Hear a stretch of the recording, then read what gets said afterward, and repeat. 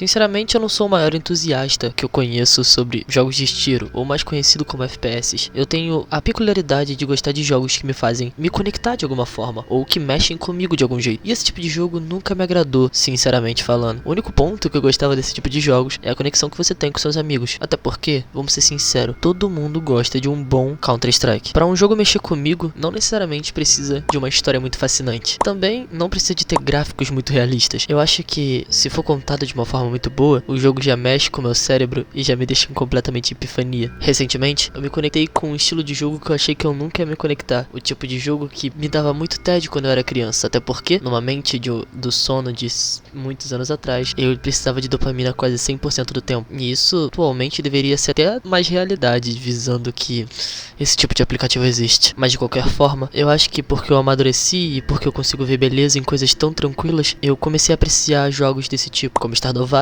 e Life is Strange, por exemplo. E existem dois fatores principais para que eu goste desse tipo de jogo, ou para que eu tenha começado a gostar desse tipo de coisa. O fator 1 é principalmente por conta dos problemas que eu tenho passado ultimamente. Quando a sua cabeça tá cheia de problema e você precisa fazer alguma coisa para fugir da realidade, entrar num jogo que tem mais problemas ainda para você resolver é quase pedir para dar merda, ou pedir para você pensar sobre os seus problemas. Talvez não funcione assim com todo mundo, até porque eu lembro de que quando eu tava cheio de problema eu abria God of War, matar um deus me deixava com bastante sensação de vitória. Mas de qualquer forma, Stardew Valley, por exemplo, é um jogo que me deixa muito mais tranquilo do que se eu estivesse jogando qualquer outro jogo que eu estaria jogando na minha Steam. Usando de exemplo ele mesmo, um jogo onde simplesmente você tem que herdar uma fazenda que era de direito seu e você não estava esperando nem um pouco sair do seu emprego atualmente. Mas a ideia parece ser bem confortável. Então, o seu personagem, ele vai pra fazenda, na Vila dos Pelicanos, e conhecem várias pessoas e vários NPCs de forma fascinante. Todos eles têm uma rotina, um jeito e uma personalidade diferente,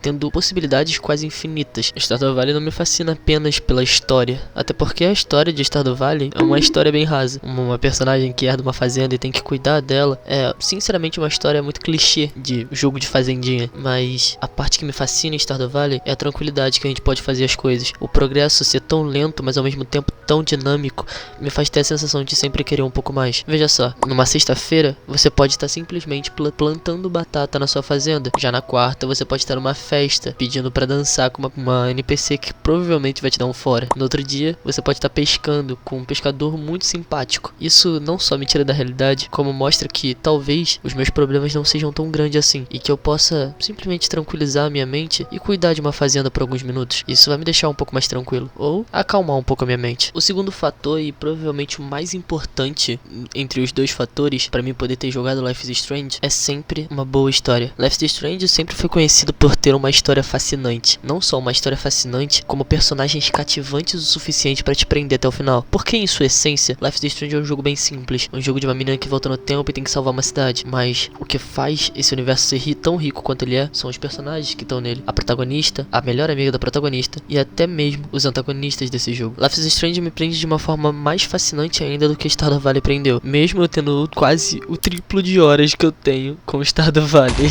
E sendo bem sincero, uma coisa que tem bastante a ver com o seu roteiro e com a sua história, que me prende bastante Life is Strange e me fascina cada vez mais por esse universo e querer descobrir cada vez mais, é o fato de tudo ser muito identificável. Não é novidade pra ninguém que eu sou bem novo, eu tenho apenas 19 anos e eu não passei por muitas experiências na minha vida até então. Eu tive algumas coisas que eu vivi e que quando eu consigo ter contato com alguma obra ou algum personagem ou até um jogo que faça referência a esses momentos que eu vivi, é muito mais fascinante eu ver esse universo e saber exatamente o que eu devo fazer e entender cada personagem e cada parte da sua história. A Chloe, por exemplo, eu me vejo bastante nela em quesito do sentimento de raiva e sentimento de frustração que ela sente. O fato dela ter sido meio que abandonada pela protagonista me mostra bastante um medo de ser deixada pra trás, o medo de perder as pessoas. E eu tenho bastante isso. O medo da solidão sempre foi um medo que assolou a minha vida desde então, desde sempre. E isso ficou bem claro pra todas as pessoas que me conhecem e todas as pessoas que me acompanham desde sempre. E quando eu fico sozinho, eu fico consequentemente mais triste e mais desesperado quando eu vou fazer alguma coisa. E a Chloe é quase uma representação 3D minha dentro do jogo do Life is Strange. Enfim, quem me segue no Instagram sabe que esses dois jogos que eu citei, eu já tenho jogado já tem um tempo. Eu posto nos stories, inclusive se você não me segue no Instagram e quiser acompanhar um pouco mais da minha vida pessoal, lá eu posto algumas fotos, tanto com amigos, tanto com famílias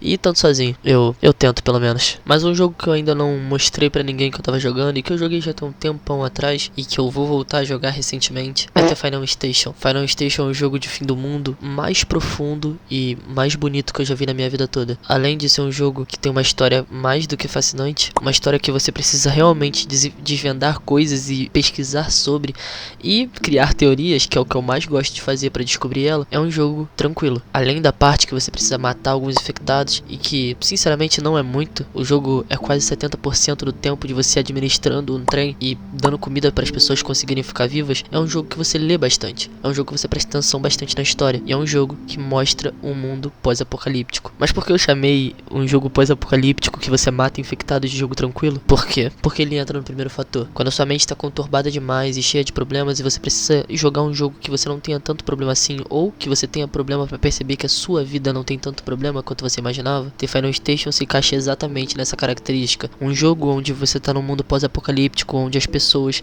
têm filosofias diferentes, ou pelo menos deveriam ter filosofias diferentes, traz a sensação de que o mundo realmente poderia estar muito pior do que tá, e que você poderia estar muito mais na merda do que você tá. O jogo The Final Station se conecta comigo principalmente no sentido da esperança. No jogo tem uma invasão de alguns bichos que sinceramente não tem como eu explicar aqui, mas os representantes da cidade nesse jogo, chamada Metrópole, eles criam uma espécie de um robô gigante chamado Guardião, e esse Guardião é a esperança que carrega a humanidade desse universo. As pessoas se seguravam nesse Guardião com medo de uma próxima visitação na Terra, e se essa próxima visitação chegasse, provavelmente eles perderiam se eles não tivessem o Guardião. Então, alguns anos se passam e realmente essa próxima visitação chega, e o Guardião estava, entre muitas aspas, pronto para ser lançado e lutar contra essas ameaças. A esperança estava sendo carregada nele. As pessoas tinham casa, família, lugares, tinham uma vida que precisava ser defendida por esse Guardião. Assim que o Guardião é lançado, no jogo a gente consegue ver o seu lançamento, e o seu lançamento é magnífico, uma magnitude que sinceramente durante o jogo todo a gente não tem nada parecido. Mas mais pra frente pro jogo, a gente continua andando e a gente consegue ver que em menos de segundos do seu lançamento, o Guardião perde e a esperança de toda a humanidade se acaba.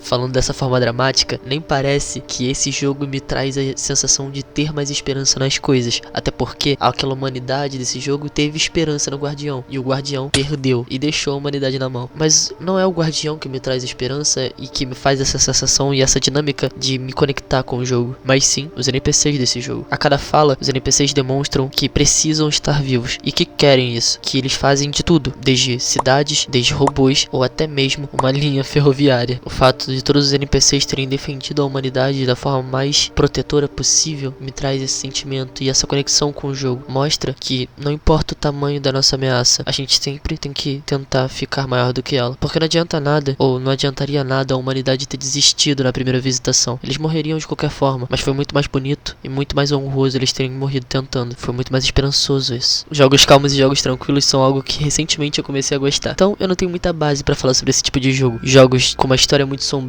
jogos macabros, são que apetece o meu coração. Pode ficar tranquilo, provavelmente tem algo novo vindo por aí. Enfim, eu espero que vocês consigam se conectar com as obras que vocês consomem da forma que eu me conecto com as minhas, seja jogos, séries ou até mesmo filmes, e que vocês possam ver um significado na vida de vocês do motivo de por que vocês estão se correlacionando com esse tipo de coisa que você está consumindo. É uma forma muito bonita de expressar o quanto você ama aquela arte e o quanto você precisa daquela arte. Eu prometo que eu vou começar a jogar jogos um pouco mais sombrios, e isso tá vindo por aí, tá? Não me cobra muito não. Enfim, bons sonhos.